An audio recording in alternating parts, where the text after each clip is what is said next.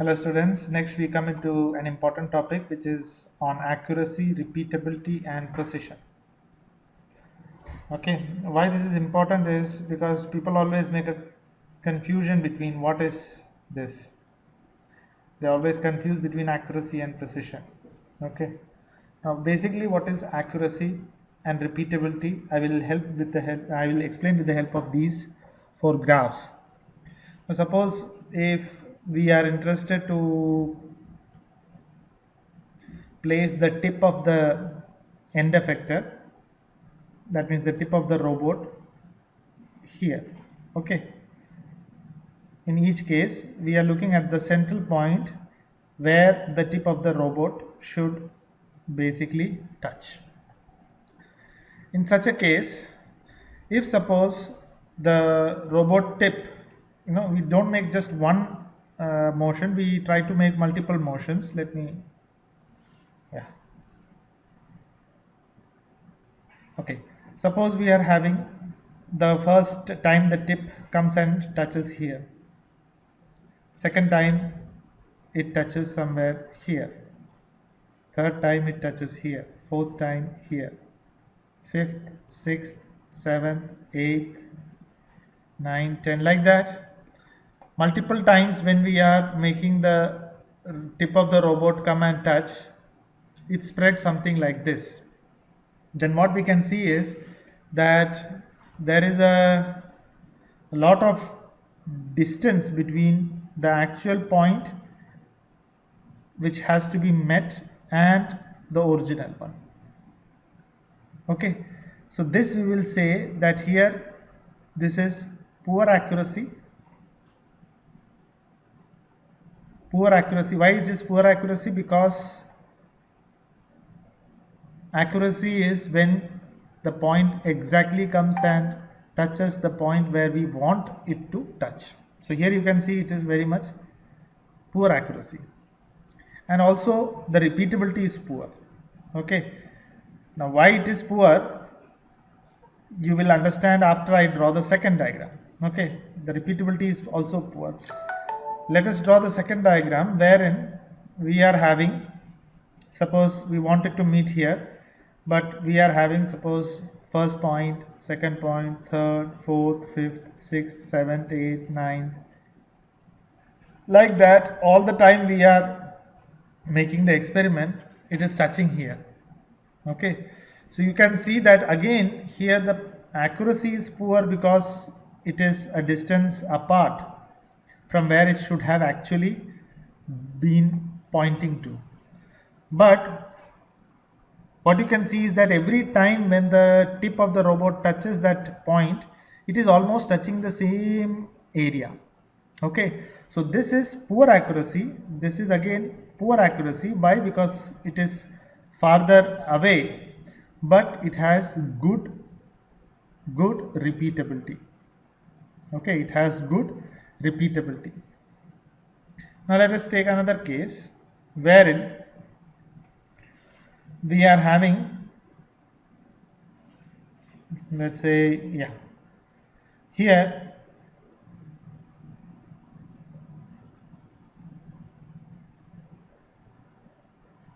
these are the points in the third case. Suppose you can see that it's all come close, but it is very much spread out. So in this case we will call this as good accuracy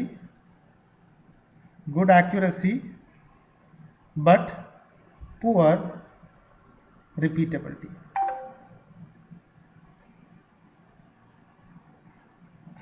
Okay, and the last case is when we are having, suppose, something like this. The points are very much on the very close by and almost on the point where we want to have it. Okay, so this is good accuracy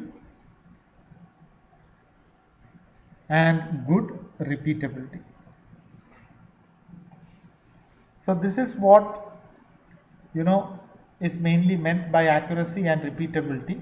Repeatability is when you do successive experiments, the robot comes and the tip of the robot comes and meets at the same point. It may be away from the desired point, but it is meeting at the same point. Then you say that the repeatability is good. Now let us look at the sentence. The accuracy of a manipulator is the measure of how close the manipulator can come to a given point.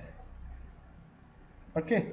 Of course, that point should be within the workspace or work envelope. Okay. We already know what is work envelope. And what is repeatability? Repeatability is the measure of how close a manipulator can return to a previously taught point again and again. How close a manipulator can return to a previously taught point again and again. Okay. Now, if you are going for low cost manipulators, they are mostly highly repeatable. Okay. So, the most present day manipulators are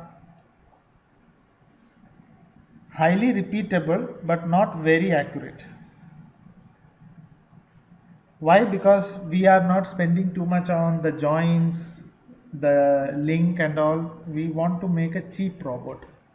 Okay, so that the more and more pieces are sold and people are able to integrate in their factories.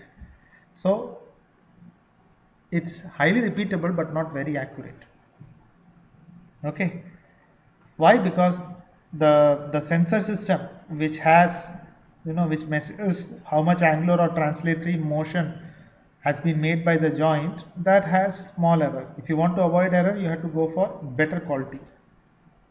Okay, so how do you sense it and all that you will study in the next module. So no need to explain this point. Primary method of sensing is with the help of position encoders. So position encoder is something that you will study in next module. So basically the error has to be correctly measured, for which we require high quality sensors, and when we don't have high quality sensors, we have this low accuracy robots, but they may have very good repeatability. Okay. Typically no direct measurement is done.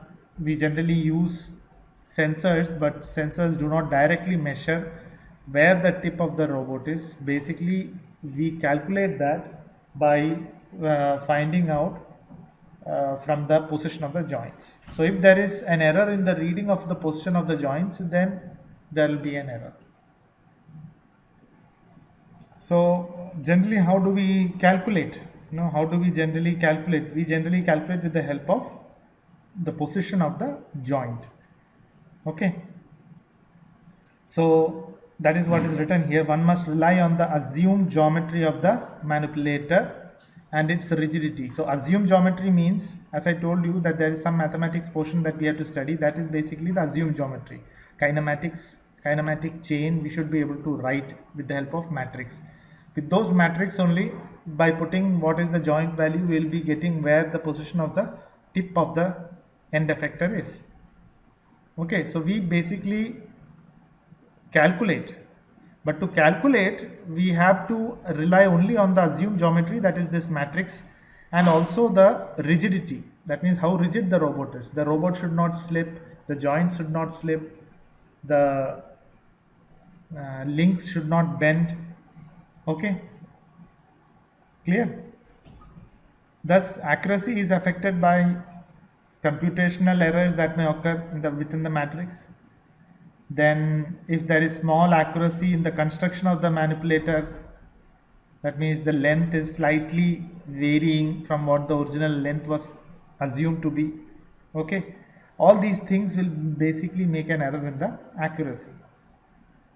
Similarly, flexibility effects such as bending of the links under gravitational, or when it is trying to pick up heavy load, if that bending occurs, then obviously the matrix value that we are assuming, that is not the original case, it has there is a change, or if there is a gear backlash and many other static and dynamic effects, these will basically create an error from what we have assumed the geometry of the manipulator is. Okay, that's why it is very important that robots should be designed with extremely high rigidity. Extremely high rigidity means it is not changing, it is not bending. It's the length of the link and all, it does not change very much. Okay, and that makes a good quality robot highly costly. So without high rigidity, accuracy can only be improved if we directly try to sense the position of the end effector, for example with the help of vision. That means if suppose there is a, suppose there is a manipulator, okay, and these are the joints, it is fixed on the table, okay, and this is the tip. Now somewhere if we position a camera, okay, somewhere if we position a camera, and the camera is basically getting the image, and from that image if we are able to correctly find out what is the position of the tip of the robot, okay, this is the tip. So if through camera whatever image we are getting in the computer, we are solving it to find out where the position of this tip is with respect to this origin of the base, if we are able to correctly identify it with the help of this camera, then we can have a low cost robot with good accuracy. Okay, that is what is written here. Without high rigidity, accuracy can only be improved by some sort of direct sensing of the end effector position, such as with the help of vision. Okay, and how does it do that? That is not a matter of our concern now. Now we have to go for something that is called as resolution or precision. What is resolution or precision? Okay, for explaining that, let me take a simple example. Suppose you are having a thermometer, and that thermometer is basically measuring the temperature. And suppose you use this thermometer and you measure a temperature, you get the temperature as 99.6.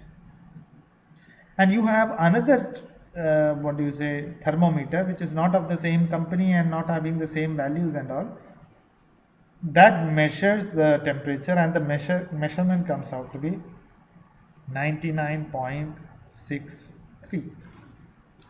Now as you can see, suppose the original temperature is 99.634359, something like this. If suppose this is the original temperature, you can see that this has accurately measured. Similarly, this thermometer also has accurately measured. So both are having good accuracy. Okay, because rounding of this one in up to 1 decimal point will give us this one, and rounding up in 2 decimal point will give us this answer. So both the thermometers are good in accuracy. Their accuracy is good. Okay, now which one is more correct? This one is more correct. Okay, so I can say that this is more accurate, but now I am not going to talk about accuracy, because both of them are accurate, because this is capable of only 1 decimal point after, one number after the decimal point, whereas this is capable of 2 decimal point after the decimal point. So this one is having what is called as better precision, or what is called as better resolution. What do you mean by resolution? Resolution means what is resolution? Okay, resolution means when you are able to make out between two closely lying objects. Now suppose I draw 2 lines. If you take your mobile very far away, you will find that this looks as only one line. You can do that experiment. You take your mobile very far away, you will find out that there is only one line. But when you bring it close, you are able to resolve. So that is a word. You are able to resolve the 2 lines. You are able to have better resolution. Okay, you are able to have better resolution. So resolution or precision means how much better you are able to find out if 2 close lying values are different. And as you can see here, it basically depends on how much you are having, how much numbers you are having after the decimal point. Okay, or basically what is the least count. What is the least count? See, here the least count is 0.1. That means this thermometer can make out the difference between 99.6 and 99.7. Okay, whereas it cannot make out the difference between that. Okay, whereas this has a least count of 0.01. That means it can make out a difference between 99.63 and 99.64. Okay, if you want to have a better resolution, its least count should even further go down, or its least count should have the values further away from the decimal point. So that is basically what is precision or resolution. Okay, and that is possible only if you are having a controller which is programmed for that resolution. Why? Because see, when you are going for more and more resolution, when you are going for more and more resolution, the computer or the controller that is using that should be able to calculate this. Okay, it should be able to calculate it. Obviously the sensor should be having more resolution, that is all there, but still the computer should be able to resolve. Okay, so it basically depends on the controller. Now let us read it. The computer generally stores position error in accuracy and is used in programming to take care that error does not add up in the long run. Repeatability therefore is affected primarily by the controller resolution or precision. Controller resolution means the smallest increment of motion that the controller can sense. That is the least count. Okay, smallest increment of motion that the controller can sense, that is the least count. Now, prismatic joints have higher resolution than revolute joints. Why?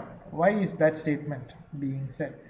See, if you are making an angular movement from here, okay, if you make 1 degree of angular movement, 1 degree, suppose assume that this is 1 degree, then here as the length goes away from the axis, the distance becomes more. Suppose if your motor is capable of only 1 degree change, but as you move away from the motor axis, that angle is still 1, but the distance that is moved, that is becoming large. So the resolution in case of a revolute joint, is not so good as a prismatic joint, because in prismatic joint what we have is a linear motion.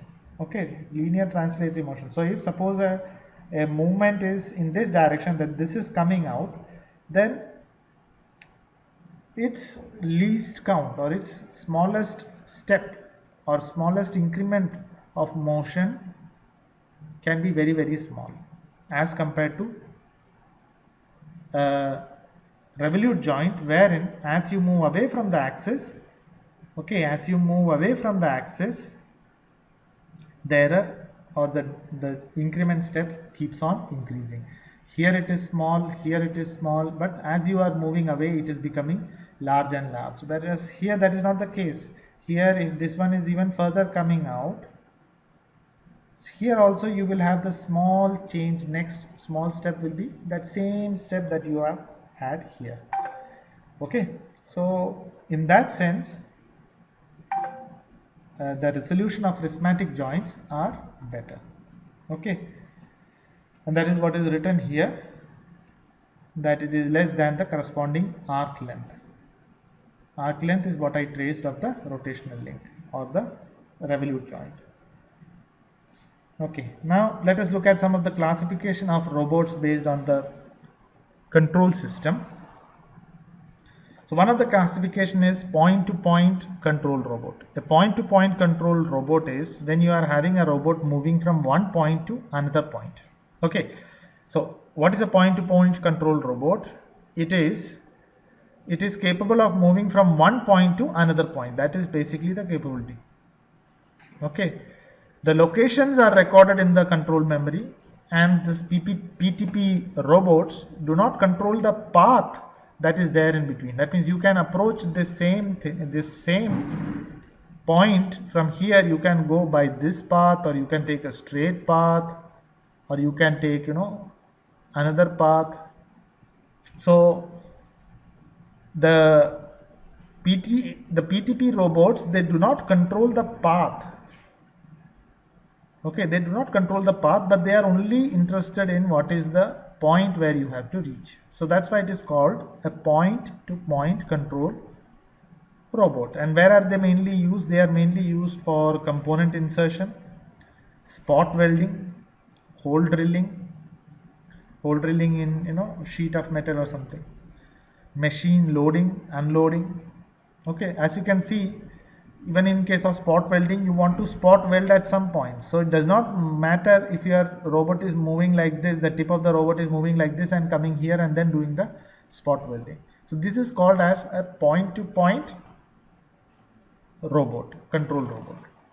Okay, what is a continuous path control robot? A continuous path is that the robot can stop at any specified point along the control path. That means here the path is controlled.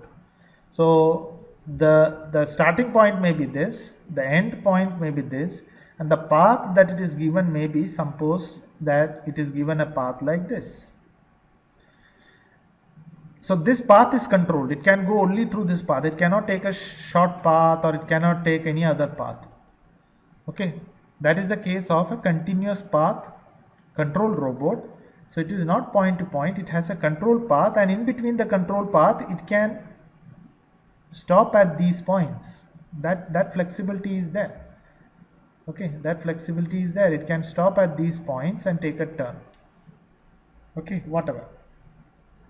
So all points along the path must be stored explicitly in the robot's control memory. So you can see that all the points in the path has to be kept in the memory. So it is going to take much more memory than point to point. And where are the typical applications? They are including in spray painting. So you can understand, spray painting is a continuous path process, or finishing, buffing. Then glue, when you apply glue to two different parts, it has to be a continuous path. Or even in the case of arc welding operations, it has to be a continuous path control robot, or a CP control robot. So PTP control robot and continuous path. The last is the control path robot. Now in control path robot, the control equipment can generate paths of different geometry with a high degree of accuracy. Okay, that means it can take, for example, how do I explain this? See, in a control path robot, the robot is not having a start or an end point. It is basically keeping on moving continuously. Okay, and its path are in such a way that it will come back at the same point somewhere. Okay, most of the time it will come back at the same point, and this path is very circuitous. And since it's very circuitous, you have to have the servo capability. Now what is servo capability? Is basically you have a servo mechanism, or what is called as a servo motor. Okay, and that servo motor basically keeps on correcting its path whenever it is decided. In continuous path control robot, mainly it is straight line. It is mainly straight line. So you are having straight lines. Whereas in control path robot, it's mostly a curved line that is followed. It's mostly a curved line that is followed. And for curved line, you generally require what is called as a servo capability. So these are the three kinds of robots, out of which these two are mainly told, out of which now continuous path is basically become a control path. Now you don't have this continuous path. Whatever is called as continuous path today is basically a control path robot. Okay, this was so generally you have only point to point control robot and continuous path robot nowadays. Continuous path robot is also known as the control path robot, but since It's given in your syllabus as 3 different. I am trying to explain it in that way because the book that they have referred to is quite old. So that is how we classify the robot based on the control system. See, it is based on the control system. We have studied different classification previously. So you can classify the robot based on control system, and this is the classification. Thank you.